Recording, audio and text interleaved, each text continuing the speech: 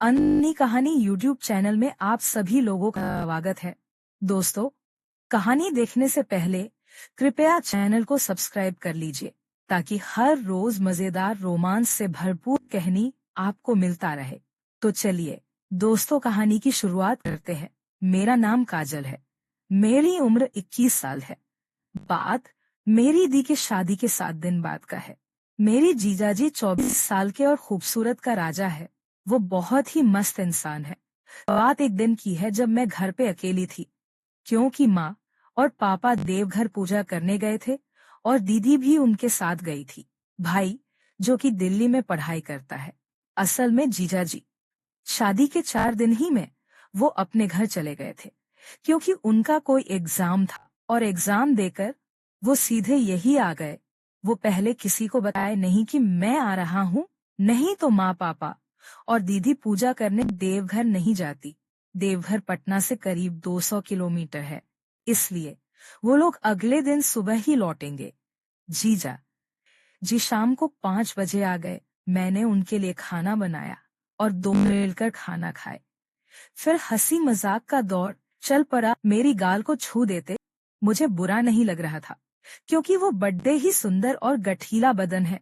उनका आज मौका था किसी के साथ रहने का। मैं भी सोच ली कि चलो, अभी तो मेरी शादी होने में टाइम है, पर उसका मजा लिया जाए। मैंने भी उनके सामने कुछ ऐसी हरकतें की, तब वो पूरी तरह से खुल गए और बात मेरी शरीर दबाने तक की आ गई। मैंने भी सोचा कि आज आनंद का मजा लिया जाए। जीजा जी के लिए हमने खाना बनाया। हम दोनों मिलकर खाना खाया, फिर आपस में बातें करने लगा। मैंने जीजा जी से पूछा, शादी से पहले आपकी कोई गर्लफ्रेंड थी? उन्होंने कहा, हाँ एक थी, लेकिन अब नहीं है। फिर जीजा जी ने मुझसे पूछा, तुम्हारा कोई बॉयफ्रेंड है? तो मैंने कहा, मेरा कोई नहीं है, मैं अकेले हूँ, लेकिन कोई बनता ही नहीं। तभी मैं रोने लगी। जीजा जी मेरे आंसुओं को पोंछते हुए बोला, क्यों रो रही हो? तो मैंने कहा, मेरा भी मन हो है कि मैं भी जिंदगी का आनंद लूं, लेकिन कैसे लूं?